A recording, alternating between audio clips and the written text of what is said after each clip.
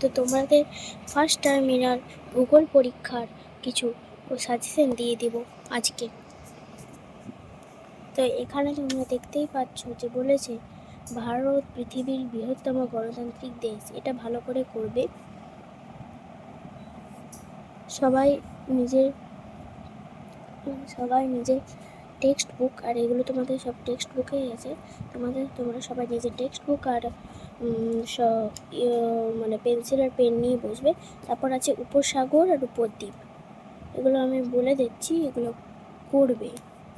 এগুলো উপদ্বীপ, ঠিক আছে। এখানে আর তেমন কোনো জায়গা নেই। এরপরে আছে ভারতের মূল ভূখণ্ডের দক্ষিণতম বিন্দু কি? কুমান্না কুমারিকা। কিন্তু ভারতের দক্ষিণতম স্থলবিন্দু কোনটা? এটা হবে ইন্দিরা পয়েন্ট। এটা কর্কটক্রান্তি ভারতে কোন কোন রাজ্যের ওপর দিয়ে গেছে? এগুলো গুজরাট, রাজস্থান, মধ্যপ্রদেশ, বিহার। তোমাদের কোয়েশ্চেন আরও সহজ করে তুলে দেওয়ার জন্য আমি সহায়িকা আছে, সবাই ছায়ার সহায়িকাই কিনবে,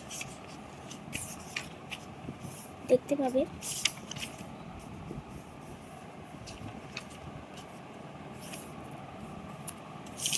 কেউ কিন্তু ভিডিওটা স্কিপ করবে না, নাহলে অনেক মূল কোয়েশ্চেন মিস করে। দেখো, কর্কটক্রান্তি রেখা ভারতের কোন কোন রাজ্যের উপর দিয়ে গেছে? এখানে দেখতে পাবে ভারতে গুজরাট, রাজস্থান, মধ্যপ্রদেশ, ছত্তিশগড়, ঝাড়খণ্ড, পশ্চিমবঙ্গ, ত্রিপুরা এবং মিজোরাম রাজ্যের উপর দিয়ে কর্কটক্রান্তি রেখা বিস্তৃত হয়েছে। এটা সবাই ভালো করে পড়বে। এখানে স্টার মার্ক দেওয়া আছে, কেউ পজ করেও দেখে নিতে পারো বা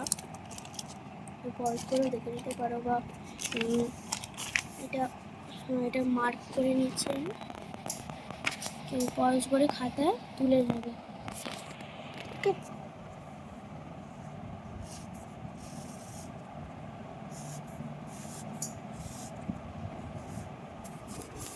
তাহলে এখানে এমন কোশ্চেন এটা পড়বে। নেপাল ভুটানের সঙ্গে ভারতের কোন কোন রাজ্যের সীমানা স্পর্শ করে আছে? এটা কিন্তু ভেরি ইম্পর্টেন্ট, তাই এটা স্টার মার্ক দেওয়া আছে। এরপর তোমাদের টেক্সট বুক থেকে কিছু সাজেশন দেওয়া হচ্ছে, টেক্সট বুকটা ভালো করে করবে সবাই। এখন বলছে বর্তমানে ভারতের রাজ্যের সংখ্যা 28টি, কেন্দ্রশাসিত অঞ্চলের সংখ্যা 9টি। আমাদের জাতীয় রাজধানী অঞ্চল হল নিউ দিল্লি। 1956 সালে রাজ্যভাগ করার প্রধান ভিত্তি ছিল ভাষা। এইগুলো থেকে কিন্তু প্রচুর শর্ট কোয়েশ্চেন হয়, আর এইগুলো সবাই করবে। এগুলো সব শর্ট কোয়েশ্চেন হবে, এখান থেকে অনেক শর্ট কোয়েশ্চেন হবে। এক নজরে ভারত সবাই কিন্তু পড়ে রাখবে। তারপরে চলে আসছে ভারতের চারিদিকে কি আছে। এখানে বলেছে ভারতের রাজধানীর মানচিত্রটা দেখো, এখান থেকে দেখবে। ভারতের উত্তরে পশ্চিমে আছে পাকিস্তান ও আফগানিস্তান, উত্তরে আছে চীন, নেপাল ও ভুটান। ভারতের পূর্ব দিকে দেখা যাবে মায়ানমার ও বাংলাদেশ, বঙ্গোপসাগর, পশ্চিমে রয়েছে আরব সাগর, একেবারে দক্ষিণে রয়েছে ভারত মহাসাগর। তোমরা কিন্তু এখানে ম্যাপ দেখেও পড়তে পারো। দেখো, এখানে কিন্তু উত্তর পশ্চিমে আছে উত্তরেও আছে, পশ্চিমে আছে। উত্তর পশ্চিমে আছে পাকিস্তান, আফগানিস্তান, একদম উত্তরে আছে চীন, নেপাল, ভুটান। ঠিক আছে, চীন, নেপাল, ভুটান। তারপর দেখো এখানে পূর্বে বলেছে মায়ানমার, বাংলাদেশ আর বঙ্গোপসাগর। আর মায়ানমার, বাংলাদেশ, বঙ্গোপসাগর, পশ্চিমে আরব সাগর, আর দক্ষিণে আছে ভারত মহাসাগর আর শ্রীলঙ্কা।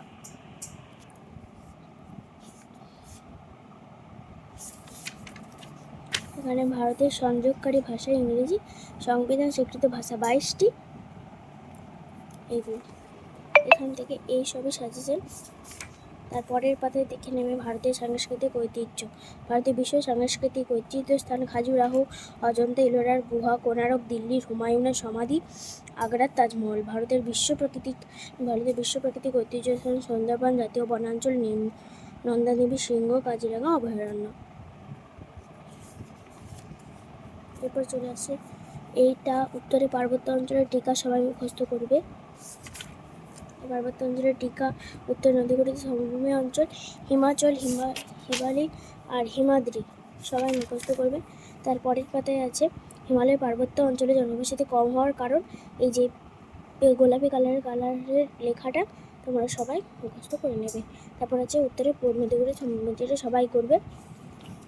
আর এখানে তারপরের পাতায় আছে গঙ্গা নদীর গতিপথ আর ব্রহ্মপুত্র নদীর গতিপথ। এবার এক নজরে ব্রহ্মপুত্র, এক নজরে এক নজরে গঙ্গার সব ভালো করে রাখতে হবে।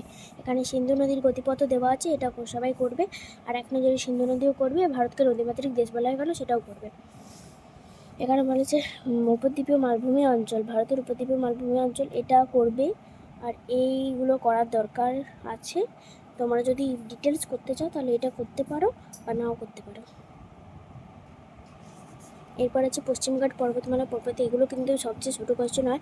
পশ্চিমঘাট পর্বতের আরেক নাম সহ্যাদ্রি। আনাইমালাই পর্বতের আনাইমুদি দক্ষিণান্ত মালভূমির উচ্চতম পর্বতশৃঙ্গ। পূর্বঘাট পর্বতশ্রেণী একাধিক নদী দ্বারা বিচ্ছিন্ন হয়েছে, যেমন মহানদী, গোদাবরী, কৃষ্ণা ও কাবেরী। এটা পাতা হচ্ছে ৭৭, এরপর না ৭৫। তাহলে এখান থেকে, আর এইগুলো এখান থেকেও কিন্তু শর্ট কোয়েশ্চেন অনেক হয়। এরপর চলে আসছি পরের পৃষ্ঠাতে। এখানে কিন্তু পশ্চিমের মরু অঞ্চল, দেখো আমি এখান থেকে টিকমার্ক দিয়ে রেখেছি।